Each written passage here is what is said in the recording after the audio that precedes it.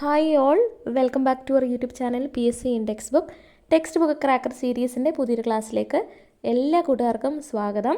അപ്പോൾ എല്ലാവർക്കും സുഖമെന്ന് വിശ്വസിക്കുന്നു. നമ്മളിന്ന് ബയോളജിയിൽ ആദ്യത്തെ ചാപ്റ്ററിൻ്റെ ലാസ്റ്റ് ക്ലാസ്സാണ്. അപ്പോൾ ഈ ഒരു ക്ലാസ്സോട് കൂടിയിട്ട് ഫസ്റ്റ് ചാപ്റ്റർ നമ്മൾ കംപ്ലീറ്റ് ചെയ്തു. ഓക്കെ, അപ്പോൾ നമ്മൾ ഇതുവരെ പഠിച്ചിട്ടുള്ള കാര്യങ്ങൾ അതിൻ്റെ ക്ലാസ്സസിൻ്റെ എല്ലാത്തിൻ്റെയും ലിങ്ക് ഞാൻ ഡിസ്ക്രിപ്ഷൻ ബോക്സിൽ കൊടുത്തേക്കാം. കാണാത്ത കുട്ടികൾ ആരെങ്കിലും ഉണ്ടെങ്കിൽ ദയവേത് അത് കണ്ടതിന് ശേഷം മാത്രം ഈ ഒരു ക്ലാസ് കാണുക കേട്ടോ. അപ്പോൾ നമ്മൾ ബയോമോളിക്യൂൾസ് മുതൽ ഈ ലാസ്റ്റ് നമ്മൾ ഫോട്ടോസിന്തസിസ് എങ്ങനെയാണ്, ലൈറ്റ് ഫേസ്, ഡാർക്ക് ഫേസ്, പിന്നീട് ന്യൂട്രിയൻസ് എങ്ങനെയാണ് പ്ലാന്റ്സിൽ നിന്ന് ആനിമൽസിൽ എത്തുന്നത് എന്നുള്ള കാര്യങ്ങൾ വരെയാണ് നമ്മൾ പഠിച്ചത്. അപ്പോൾ ന്യൂട്രിയൻസ് പ്രൊഡ്യൂസ് ചെയ്യുന്നത് ആരാണ്? പ്ലാന്റ്സ് ആണ്. അത് ലാസ്റ്റ് എന്ത് ചെയ്യുന്ന പ്ലാന്റ്സിനെ കഴിക്കുന്ന ഹെർബിവോർസ്, പിന്നെ അവിടുന്ന് കാർണിവോർസിലൊക്കെ എത്തിച്ചേരുകയാണ് ചെയ്യുന്നത്. അപ്പോൾ ഇത് പ്രൊഡ്യൂസ് ചെയ്യുന്നത് ആരാണ്? പ്ലാന്റ്സ് ആണ്, ഇല്ലേ? അപ്പോൾ നമുക്കറിയാം പ്ലാന്റ്സ് ആണ് പ്രൊഡ്യൂസേഴ്സ് എന്ന് പറയുന്നത്. സ്വന്തമായിട്ട് അതിന് ഫുഡ് പ്രിപ്പയർ ചെയ്യാൻ പറ്റും എന്നതുകൊണ്ട് തന്നെ നമ്മൾ പ്ലാന്റ്സിനെ എന്തെന്നറിയപ്പെടും? ഓട്ടോട്രോപ്സ് എന്ന് പറയും. ആനിമൽസിനെ ആണെങ്കിലോ ഹെട്രോട്രോപ്സ് എന്നാണ് പറയുന്നത്. അപ്പോൾ പ്ലാന്റ്സ് അത്രത്തോളം ഇമ്പോർട്ടൻ്റ് ആണ്. നമ്മളിപ്പം കണ്ടു എങ്ങനെയാണ് നമ്മുടെ സെല്ല് റിയാക്ഷൻസ് മൊത്തം കൂടി ബയോമോളിക്യൂൾസ് വേണം, അത് കുറേയൊക്കെ സെല്ലിൽ തന്നെ ഉണ്ട്. ബാക്കിയുള്ളത് എക്സ്റ്റേണൽ എൻവയോൺമെൻറ്റിൽ നിന്ന് പിന്നീട് ഇൻറ്റേർണൽ എൻവയോൺമെൻറ്റിലേക്ക് എങ്ങനെയാണത് വരുന്നത്? ഇൻറ്റേർണൽ എൻവയോൺമെൻറ്റിൽ നിന്ന് നമ്മുടെ ഓരോ സെല്ലിനുള്ളിലും വരണമല്ലോ സാധനങ്ങൾ. അപ്പോൾ ഇൻറ്റേർണൽ എൻവയോൺമെൻറ്റിൽ നിന്ന് സെൽ മെംബ്രെയിൻ പാസ് ചെയ്തിട്ട് എങ്ങനെയാണ് സെല്ലിനുള്ളിൽ എത്തുന്നത് എന്നുള്ള കാര്യങ്ങളാണ് നമ്മൾ പഠിച്ചത്. പിന്നീട് ബയോമോളിക്യൂൾസ് ഡിസ്കസ് ചെയ്തിട്ട് നമ്മൾ പറഞ്ഞു ന്യൂട്രിയൻസ് എങ്ങനെയാണ്, നമുക്ക് എന്തൊക്കെ ന്യൂട്രിയൻസ് വേണം എന്നുള്ളത് ഡിസ്കസ് ചെയ്തപ്പോൾ നമ്മൾ പറഞ്ഞു ഫോട്ടോസിന്തസിസ് വഴിയാണ് കാര്യങ്ങളെല്ലാം നടക്കുന്നത്. അപ്പോൾ എങ്ങനെയാണ് ഫോട്ടോസിന്തസിസ്? അപ്പോൾ ഫോട്ടോസിന്തസിസ് എന്താണെന്ന് അറിയണമെങ്കിൽ തീർച്ചയായിട്ടും സ്ട്രക്ചർ ഓഫ് ക്ലോറോപ്ലാസ്റ്റ് നമ്മൾ പഠിച്ചു. ഇമ്പോർട്ടൻ്റ് ആണ്. എക്സാമിന് തലേന്ന് കാണുന്ന കുഞ്ഞുങ്ങളാണെങ്കിൽ structure of chloroplast, light phase, dark phase sure questions ആണ് കേട്ടോ. പിന്നെ ആ ബയോമോളിക്യൂൾസിൻ്റെ ക്ലാസിഫിക്കേഷൻ, അതിനകത്ത് എന്തൊക്കെയാണ് വരുന്നത്, ഫിൽ ഇൻ ദ ബ്ലാങ്ക്സും ഫസ്റ്റ് പെയറിൻ്റെ റിലേഷൻ മനസ്സിലാക്കിയിട്ട് അടുത്ത പെയർ ഫില്ല് ചെയ്യാനും ഒക്കെ ചോദിക്കും. ഓക്കെ, പിന്നെ ഇതിനകത്തുനിന്ന് ഇമ്പോർട്ടൻ്റ് ആയിട്ടുള്ള കാര്യം, ഇപ്പോൾ നമ്മൾ മാൻഗ്രൂവ്സിനെ കുറിച്ച് പഠിക്കും, കണ്ടൽക്കാടുകളെ കുറിച്ച് പഠിക്കുമ്പോൾ അതിൻ്റെ ഇമ്പോർട്ടൻസും പ്ലാന്റ്സിൻ്റെ എൻവയോൺമെൻറ്റൽ പോസിബിലിറ്റീസ്, എന്തൊക്കെ കാര്യങ്ങളാണ് പ്ലാന്റ്സ് നമുക്ക് പ്രൊവൈഡ് ചെയ്യുന്നത് എന്നുള്ളത് ഇമ്പോർട്ടൻ്റ് ആയിട്ടുള്ളൊരു ക്വസ്റ്റ്യൻ ആണ് കേട്ടോ.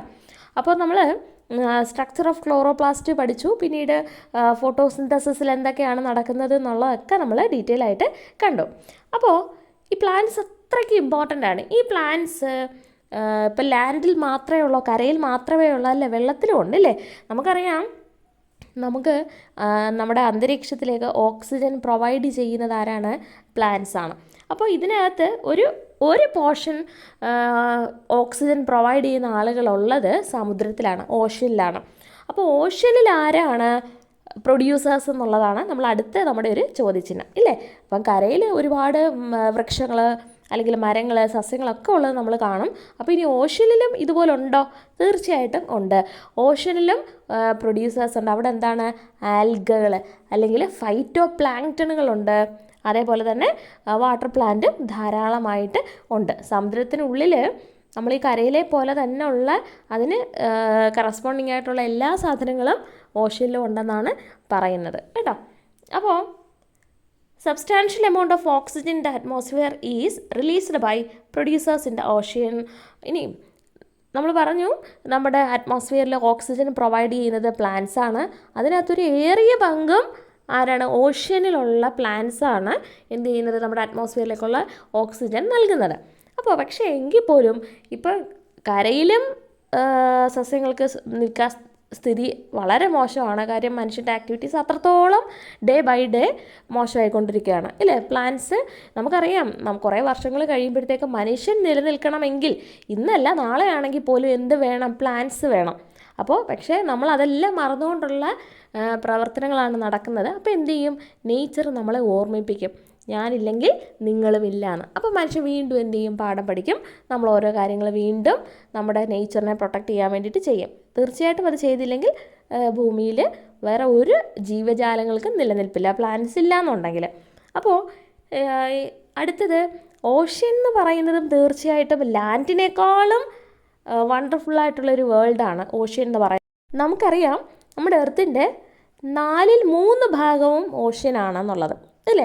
അതിനകത്ത് ലക്ഷക്കണക്കിന് ജീവജാലങ്ങളാണ് ലാൻഡിനെ പോലെ തന്നെ ഓഷ്യനിലും ഉള്ളത്. അപ്പോൾ ഈ ഓഷ്യനിലെ അവൈലബിലിറ്റി ഓഫ് സൺലൈറ്റിൻ്റെ ബേസിസിൽ 3ആയിട്ട് ക്ലാസിഫൈ ചെയ്തിട്ടുണ്ട്. ഇനി സർഫസിൽ നിന്ന് ഏകദേശം ഒരു 200 മീറ്റേഴ്സ് ഡെപ്തിൽ അറിയപ്പെടുന്ന പേര് യൂഫോട്ടിക് സോൺ എന്നാണ്. യൂഫോട്ടിക് മേഖല.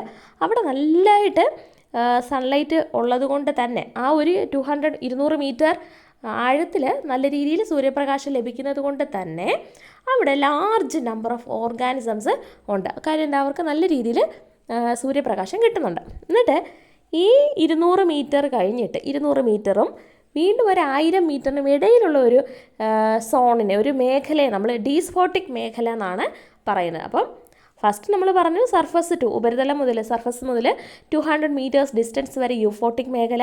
ഈ 200 കഴിഞ്ഞിട്ട് ഒരു 1000 മീറ്റേഴ്സ് വരെ പറയുന്നത് ഡീസ്ഫോട്ടിക് മേഖല എന്നാണ്.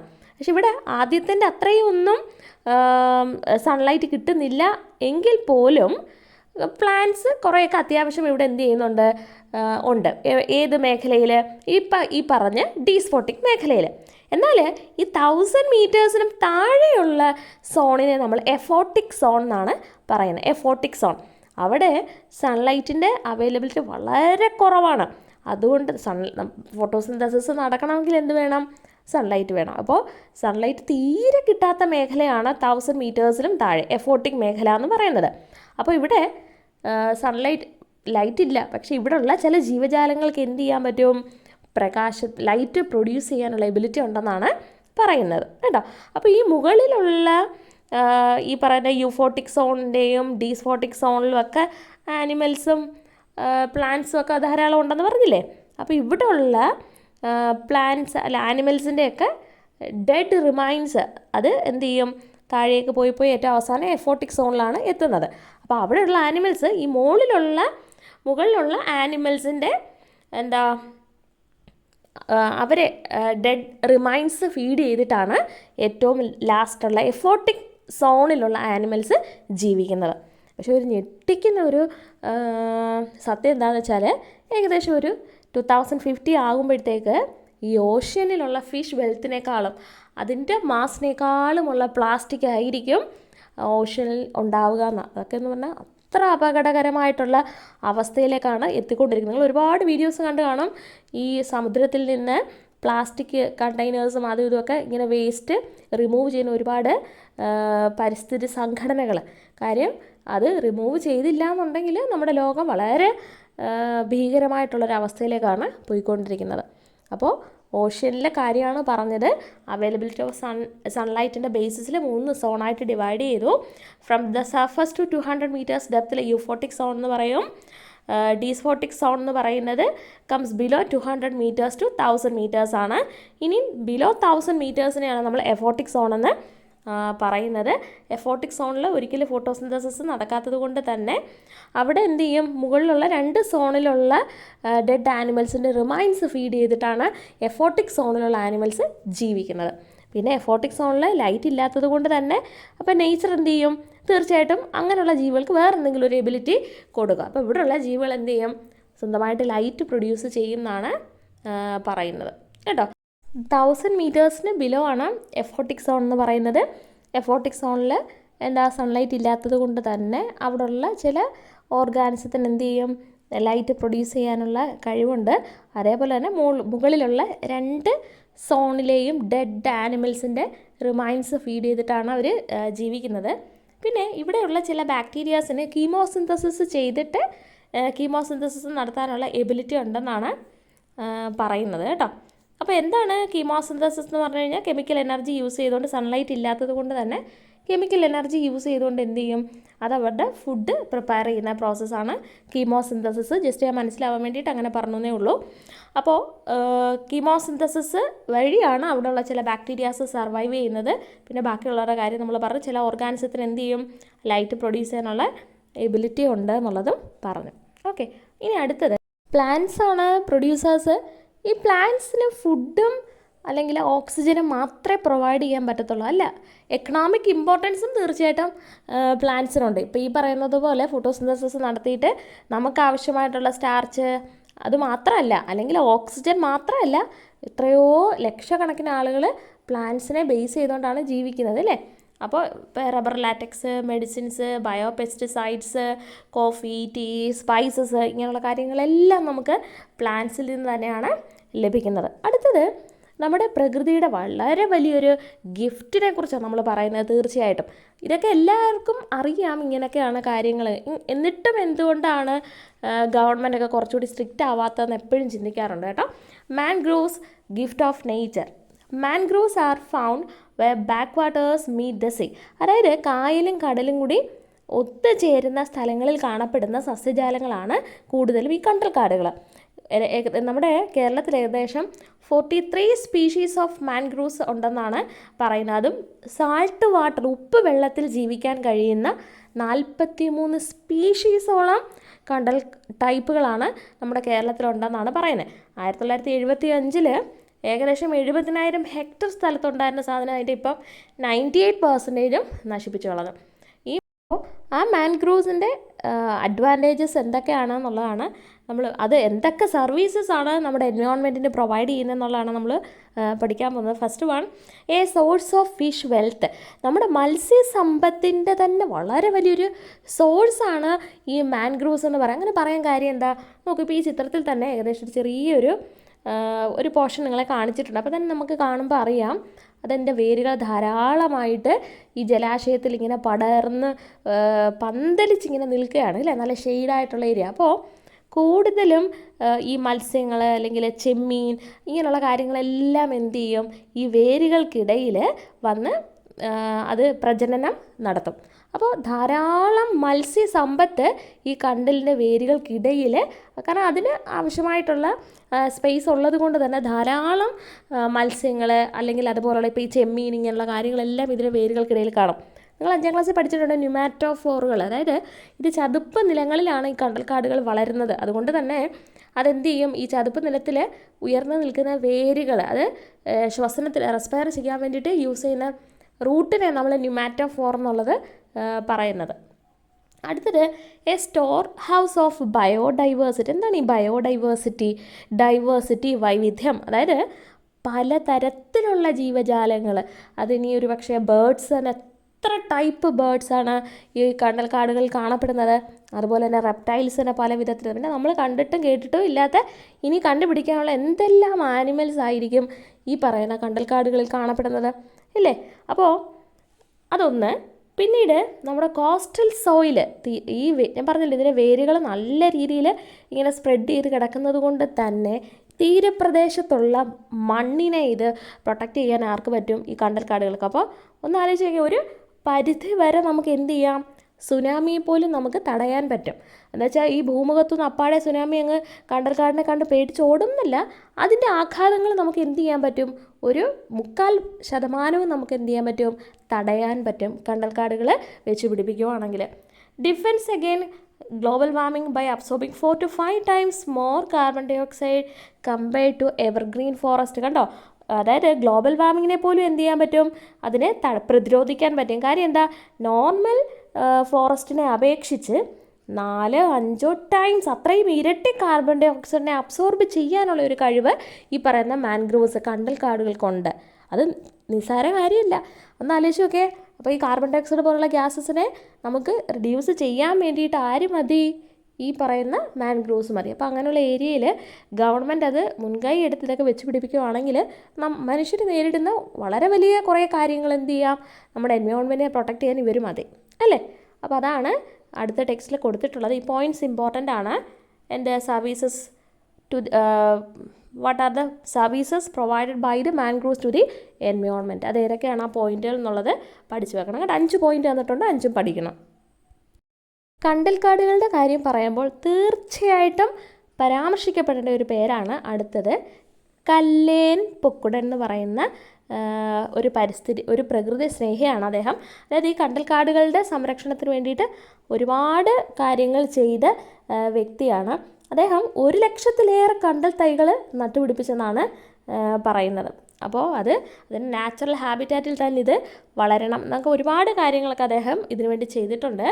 അദ്ദേഹത്തിൻ്റെ ആത്മകഥയാണ് കണ്ടൽക്കാടുകൾക്കിടയിലെ എൻ്റെ ജീവിതം എന്ന് പറയുന്നത്, my life among mangroves.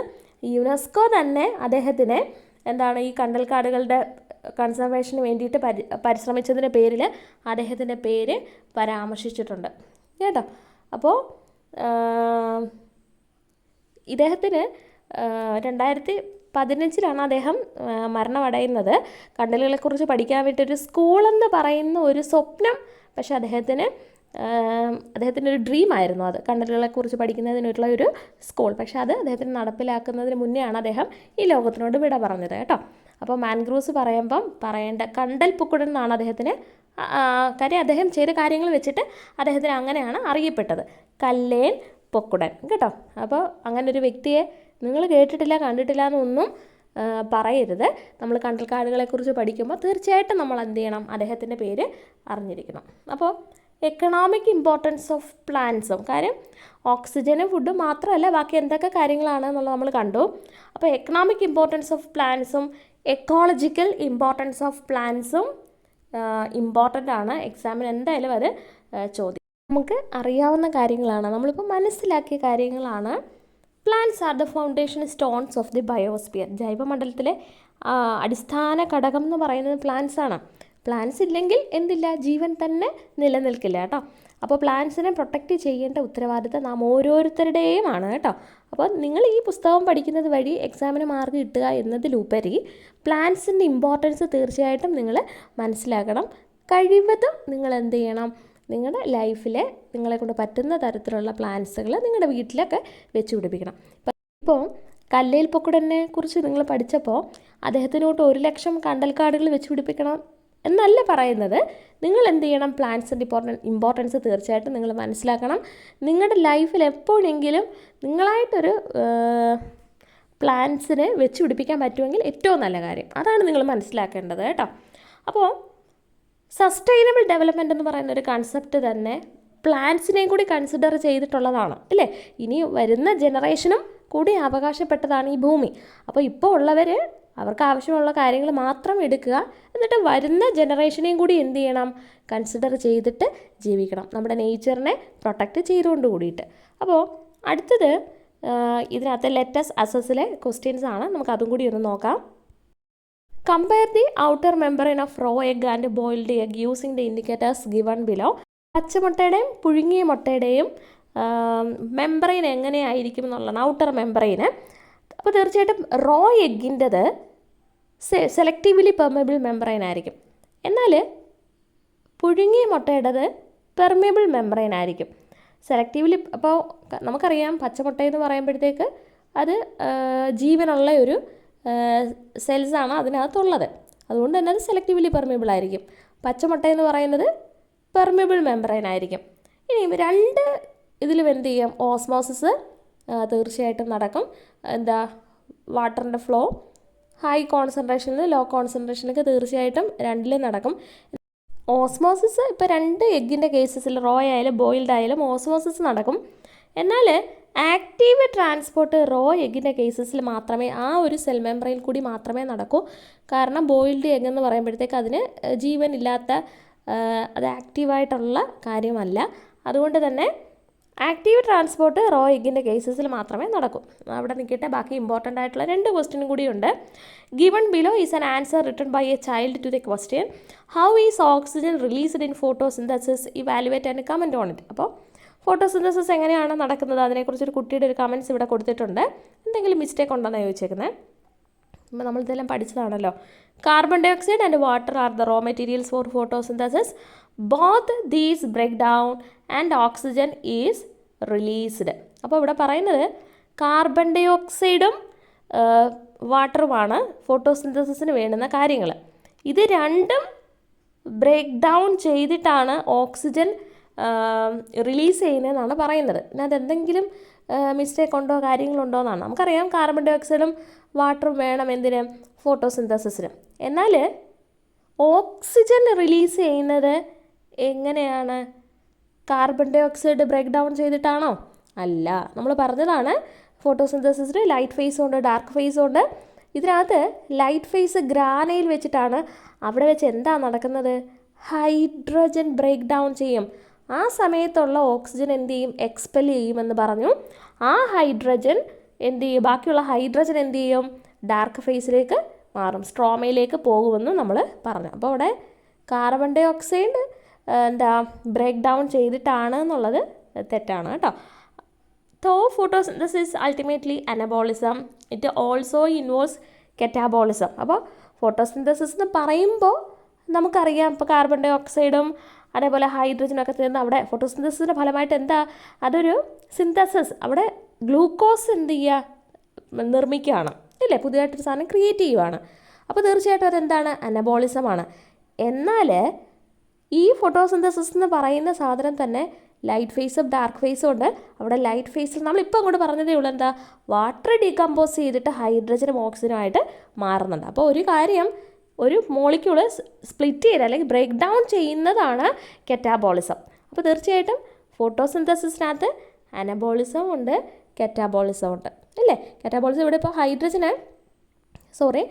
Water decompose ചെയ്തിട്ട് എന്ത് ചെയ്യുന്ന, ഹൈഡ്രജനും ഓക്സിജനും ആവും. ആ ഓക്സിജൻ എക്സ്പെൽ ചെയ്ത് പോവും, ബാക്കിയുള്ള ഹൈഡ്രജനും പിന്നെ കാർബൺ ഡൈ ഓക്സൈഡും കൂടി ഡാർക്ക് ഫേസിൽ ചേർന്നിട്ടാണ് ഗ്ലൂക്കോസിനെ നിർമ്മിക്കുന്നത് കേട്ടോ. അപ്പോൾ ആ ഒരു സ്റ്റേറ്റ്മെൻറ്റ് കറക്റ്റാണ്. Photosynthesis ultimately anabolism, it also involves catabolism. Okay, അപ്പോൾ ഈ ഒരു ചാപ്റ്ററിൽ ഇമ്പോർട്ടൻ്റ് ആയിട്ടുള്ള കാര്യങ്ങൾ തീർച്ചയായിട്ടും നിങ്ങൾ പഠിച്ചു വെക്കേണ്ടത്, സ്ട്രക്ചർ ഓഫ് ക്ലോറോപ്ലാസ്റ്റ് ഇമ്പോർട്ടൻ്റ് ആണ്. അതേപോലെ തന്നെ ലൈറ്റ് ഫേസ്, ഡാർക്ക് ഫേസ്, പിന്നെ നമ്മൾ എൻവയോൺമെൻറ്റൽ എക്കോളജിക്കൽ ഇമ്പോർട്ടൻസും അതേപോലെ തന്നെ എക്കണോമിക്കൽ ഇമ്പോർട്ടൻസ് ഓഫ് പ്ലാന്റ്സും ഇമ്പോർട്ടൻ്റ് ആണ്. മാൻഗ്രൂവ്സിൻ്റെ സർവീസസ്, അതുപോലെ ഈ സീ പൊല്യൂഷൻ പ്രിവെൻറ്റ് ചെയ്യാനുള്ള മെത്തേഡ് ഏതൊക്കെയാണെന്നുള്ളത് ഓർത്തിരിക്കുക. തീർച്ചയായിട്ടും എന്ത് ചെയ്യണം, പ്ലാസ്റ്റിക് വേസ്റ്റ് പ്രിവെൻറ്റ് ചെയ്യണം. കാര്യം അത് ഓഷനിലേക്ക്, സീയിലേക്ക് ഡംപ് ചെയ്യുന്നത് പ്രിവെൻറ്റ് ചെയ്തേ പറ്റും. Prevent plastic waste dumping in to the ocean. അതേപോലെ തന്നെ ഫിഷിങ് സയൻറ്റിഫിക് ആക്കണം. ഇപ്പം തന്നെ നമ്മൾ അറിയാം, കേരളത്തിൽ ഇപ്പോൾ ട്രോളിങ്, ഇപ്പോൾ നമ്മൾ ഈ നിങ്ങൾ ക്ലാസ് കേൾക്കുമ്പോൾ തന്നെ നിങ്ങൾക്കറിയാം, നിങ്ങൾക്കൊക്കെ ഇപ്പോൾ മത്സ്യത്തിൻ്റെ ലഭ്യത കുറവുള്ളൊരു സമയമാണ്. കാരണം ട്രോളിങ് അതിൻ്റെ പ്രജനന സമയം ആയതുകൊണ്ട് തന്നെ നമ്മൾ ഇനിയുള്ള കാലവും മത്സ്യം കിട്ടണമെങ്കിൽ ഈ സമയത്ത് മുട്ടയിട്ട് അത് വിരിയുന്ന സമയം. അപ്പോൾ ആ സമയത്ത് മീനിനെ എല്ലാം കൂടി നമ്മൾ പിടിക്കുന്നത് തീർച്ചയായിട്ടും മത്സ്യസമ്പത്തിന് ദോഷമാണ്. അപ്പോൾ ട്രോളിങ്, അപ്പോൾ അതൊക്കെ കുറച്ചുകൂടി എന്ത് ചെയ്യണം, കാര്യങ്ങൾ സയൻറ്റിഫിക് രീതിയിലാക്കി മാറ്റണം. അതേപോലെ തന്നെ കെമിക്കൽ പൊല്യൂഷൻ അഗെയിൻസ്റ്റ് ആയിട്ട് ലീഗൽ ആക്ഷൻ കർശനമായിട്ട് എടുത്തേ പറ്റൂ. അങ്ങനെയുള്ള കാര്യങ്ങളെല്ലാം നടപ്പിലാക്കണം അല്ലേ. എങ്കിൽ മാത്രമേ ഓഷനിലുള്ള പൊല്യൂഷൻ നമുക്ക് പ്രിവെൻറ്റ് ചെയ്യാൻ പറ്റൂ. അത് വലിയൊരു സീരിയസ് വിഷയമാണ് ഇല്ലേ. നമ്മൾ പറഞ്ഞു, യുനെസ്കോ 2050 ആകുമ്പോഴത്തേക്ക് മത്സ്യസമ്പത്തിനേക്കാളും, അതായത് അവിടെയുള്ള മത്സ്യത്തിനേക്കാൾ കൂടുതൽ പ്ലാസ്റ്റിക് വേസ്റ്റ് കൊണ്ട് സമുദ്രം നിറയുമെന്നാണ് പറഞ്ഞിരിക്കുന്നത് ഇല്ലേ. എന്തോരം ഞെട്ടിപ്പിക്കുന്ന ഒരു കാര്യമാണ്. ഓക്കെ, അപ്പോൾ ഈ ചാപ്റ്ററിൽ നമ്മൾ ബയോമോളിക്യൂൾസ് പിന്നെ അതിൻ്റെ ക്ലാസിഫിക്കേഷൻസ് പറഞ്ഞു. ഇതെല്ലാം നിങ്ങൾ നോക്കണം കേട്ടോ. അപ്പോൾ ഈ ഒരു ക്ലാസ് നിങ്ങൾക്ക് മനസ്സിലായെന്നാണ് ഞാൻ വിശ്വസിക്കുന്നത്. അടുത്തത് ഏത് സബ്ജക്റ്റിൻ്റെ ക്ലാസ് വേണം എന്നുള്ളത് മുഴുവനായിട്ട് ക്ലാസ് കേട്ട ആരെങ്കിലുമൊക്കെ ഉണ്ടെങ്കിൽ ദയവേത് നിങ്ങൾ കമൻറ്റ് ബോക്സിൽ പറയുക. അപ്പോൾ നിങ്ങളുടെ വിലയേറെ അഭിപ്രായങ്ങൾക്കായി കാതോർത്തുകൊണ്ട് നിർത്തട്ടെ. നന്ദി, നമസ്കാരം.